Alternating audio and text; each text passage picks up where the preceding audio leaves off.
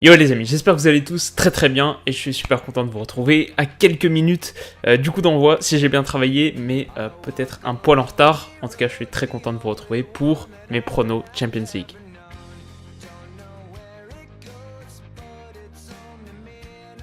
Alors il y a 2 semaines, j'avais introduit mes analyses avec une petite diatribe anti-prono, si on peut dire les choses comme ça. En gros, je disais que c'était un exercice parfois un peu malhonnête intellectuellement et qui faisait intervenir chez ceux qui s'y livraient pas mal d'ego. J'ai trouvé le bon prono, etc. J'ai poussé un petit coup de gueule et dans la foulée, j'ai eu l'air un petit peu ridicule parce que j'avais pronostiqué 2-1 pour la Juve à Old Trafford, ils l'ont emporté 1-0.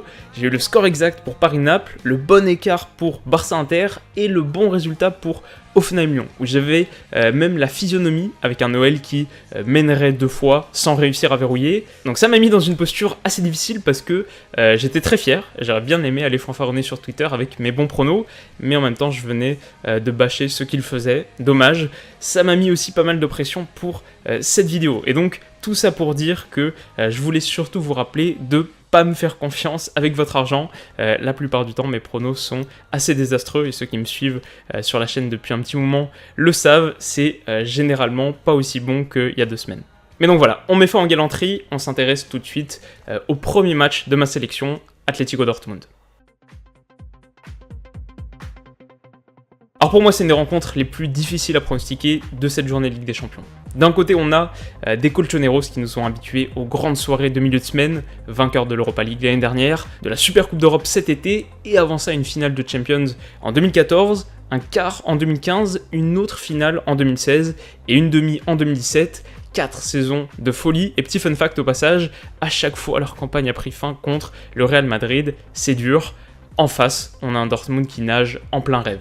Lucien Favre donne vie en ce moment à un groupe remarquable qui est pétri de talent, qui propose un football électrique. Leur dernier exploit en date, c'est justement contre l'Atlético. Une gifle 4-0 il y a 2 semaines, qui est la plus grosse défaite du club sous l'ère Simeone. On a donc des Madrilènes qui retournent au Wanda Metropolitano avec le cœur gros et qui seront devant leur public en quête de rédemption. Ça vaut le coup aussi de faire un petit point comptable dans ce groupe. L'AS Monaco et Bruges se traînent et se partagent la dernière place avec 1 point. L'Atlético a 6 points et le Borussia qui réalise pour l'instant un perfect en a 9. C'est pas anodin parce qu'avec cet écart, Dortmund est très proche d'être qualifié et même s'ils perdent ce soir, ils conserveront la première place du groupe. En Champions, à égalité de points, c'est la différence de but particulière qui entre en jeu. Donc voilà, à moins de perdre par 4 buts ou plus d'écart ce soir, Dortmund restera premier et même pour la suite du groupe, ils peuvent être à égalité de points avec l'Atlético, ils finiront toujours devant eux. Et puis surtout, on est obligé de penser que leur match crucial de la semaine, c'est plutôt celui de samedi 18h30, avec la réception au Signal Iduna Park d'un Bayern qu'ils ont déjà relégué à 4 points et contre lequel une victoire sonnerait très fort. On parle déjà d'un Favre qui envisage de mettre une partie de ses cadres au repos, ou en tout cas de les laisser sur le banc dans un premier temps. En face, l'Atlético, cette saison en Liga, n'a encaissé qu'un seul but à domicile. Je mixe un peu tout, mais vous voyez probablement où je veux en venir, c'est que malgré la différence de forme entre les deux formations, et malgré le fait que Dortmund est une équipe canon, et je suis clairement sous le charme depuis quelques semaines, mais malgré tout ça, je pense qu'il ne faut pas sous-estimer la bête blessée. Il ne faut pas sous-estimer le poids du discours d'un Simeone, il ne faut pas sous-estimer l'avantage d'être à la maison. Je vois un match fermé qu'un Dortmund remanié aura du mal à emballer. Je vois une victoire de l'Atlético, une très courte victoire 1-0 sur un penalty de Griezmann. Notons quand même, et c'est là toute la difficulté, que l'Atlético a une infirmerie bien pleine, avec Godin, Diego Costa, Lemar et Koke qui sont forfaits pour la rencontre. Voilà, ça va pas vraiment dans le sens de mon argumentation, mais c'est honnête de le préciser.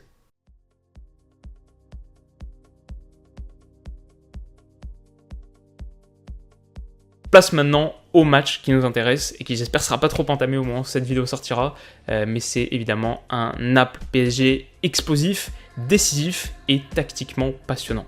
Au match aller, les Napolitains avaient débuté très fort et livré une première mi-temps remarquable, avec un engagement collectif au milieu de terrain qui faisait plaisir à voir, où la prise de risque de l'un a été compensée par la débauche d'énergie de l'autre, avec des renversements de jeu qui ont déséquilibré le PSG sur chaque offensive. Cette première période, c'est peut-être les 45 minutes les plus abouties que j'ai vues d'une équipe cette saison, en tout cas de la part d'une équipe qui n'arrivait pas favori dans la rencontre. Et puis en seconde, Tuchel a tout changé en passant en 3-4-3. Alors niveau attitude, c'était toujours pas ça, mais Paris a retrouvé du contrôle, a remporté cette deuxième mi-temps, et depuis c'est devenu le schéma tactique préférentiel des Parisiens, qui ont toujours du mal à briller, mais qui semblent montrer plus d'équilibre.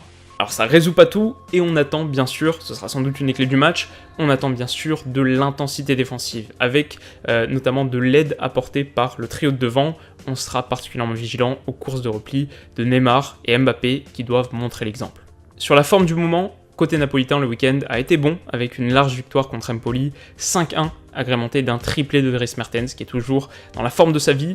Aucune absence majeure à signaler et on devrait retrouver le 4-4-2 qui avait si bien fonctionné il y a 2 semaines. Après, dans l'animation, je serais assez méfiant parce que je pense qu'Ancelotti, qui est toujours très bon dans la préparation d'une rencontre et dans l'analyse de l'adversaire, peut jouer un coup qu'on n'a pas prévu. Au niveau comptable ensuite, ce groupe est vraiment fou, très excitant. On a Liverpool qui est actuellement en déplacement à Belgrade et qui compte 6 points. Naples, la seule équipe invaincue du groupe, en a 5 et Paris un peu à la traîne avec 4. Il faut absolument faire un résultat ce soir, mais ça vaut pour les deux équipes qui avec un nul reporteraient le moment décisif à leur match contre Liverpool. Et le truc c'est que si je pense que Paris craint Naples et que en retour Naples craint énormément Paris aussi, je pense que les deux sont conscients du fait que Liverpool c'est encore un cran au-dessus. Donc mon prono, si c'est la raison qui parle, je vous le dis clairement, pour moi ce PSG est pas à l'heure actuelle dans le top 10 européen et il est même en dessous d'un Naples qui lui est remarquable. Cela dit, j'ai envie d'y croire. Et même si Paris brille pas particulièrement quand ils sont au dos du mur, il faut une première atout, il faut un match déclic. Pourquoi pas ce soir? Surtout que le talent est là, il faut en profiter. Alors, je vois comme à l'aller une rencontre avec des buts, avec pas mal de buts, et je vois une victoire à l'arraché du PSG, 3-2, avec un doublé de Neymar.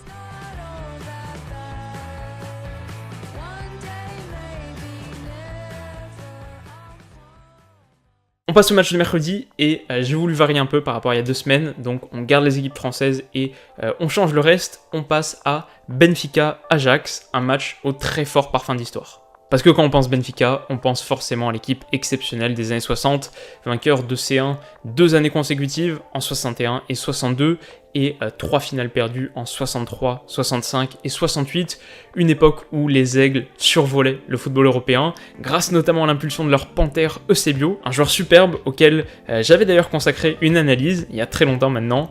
Et puis en face, l'Ajax, qui a sans doute brillé encore plus fort, un petit peu en différé, puisque son âge d'or se situe plutôt au début des années 70, avec un triplé de C1 en 71, 72 et 73. En 72, ils sortent notamment le Benfica en demi. Voilà, c'était la grande époque de Ruud Krol, Johan Neeskens, Johnny Rep, Piet Keizer et bien sûr, Johan Cruyff. Alors depuis, le rapport de force a un peu évolué et ce duel, c'est aussi le duel de deux clubs qui ont vraiment souffert de l'arrêt Bosman, mais cela dit, il n'y a pas non plus matière à être trop nostalgique. Le Benfica présente de vrais atouts, Pizzi, Rafa, qui fait il me semble un très bon début de saison, Salvio, Jonas et Ruben Dias, qui est de retour de suspension, et puis côté Ajax, de vraies perles, Matthias de Ligt, Frankie de Jong, Mazraoui, Tadic, Ziyech, Dolberg. Avec ce groupe très jeune, les Ajacides ont tenu tête au Bayern, à l'Allianz Arena, un partout, et ont arraché la victoire dans les derniers instants contre Benfica au match aller. Niveau comptable, on a donc l'Ajax et le Bayern à 7 points, l'AEK Athènes à 0 points et Benfica à 3. Ça va être très chaud pour les Lisboètes s'ils ne l'emportent pas ce soir. Je pense que l'Ajax est meilleur et se qualifiera pour les 8e de finale, mais je les vois faire leur premier faux pas dès ce soir. Je dis donc une victoire 2-1 du Benfica.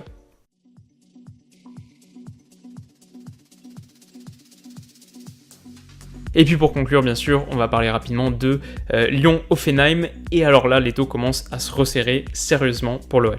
Après avoir réalisé un des plus grands exploits de son histoire européenne, à l'Etihad, à City, les hommes de Genesio ont montré beaucoup de fébrilité, puis de ressources contre le Shakhtar, avant de concéder un nul relativement heureux au vu de la physionomie en Allemagne. L'OL a donc perdu sa première place et est deuxième avec 5 points, 6 pour City.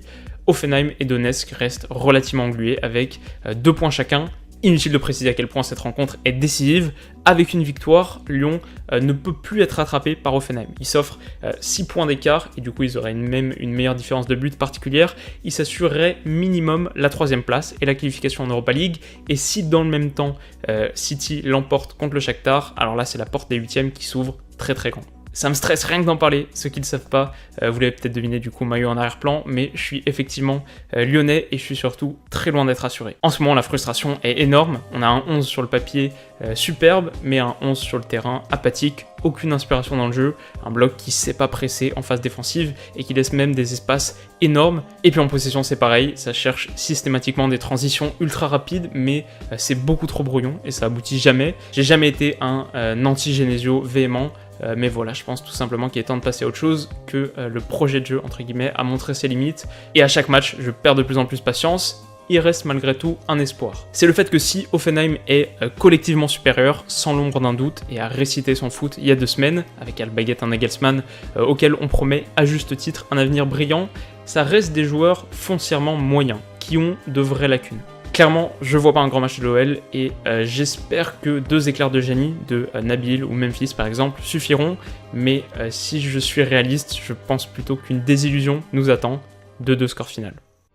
Voilà les amis, c'est globalement tout ce que j'avais à dire sur ces 4 rencontres. Alors comme vous l'avez senti, mon niveau d'optimisme concernant Lyon et Paris est pas au plus haut, mais la saison européenne des clubs français est si dramatique qu'il faut absolument entretenir l'espoir. J'espère moi que cette vidéo sortira pas trop tard. Voilà, j'ai essayé de faire le plus rapidement possible, mais en même temps, je voulais pas sortir un truc bâclé. Du coup, je file monter tout ça. Kiffez bien ces matchs de Champions.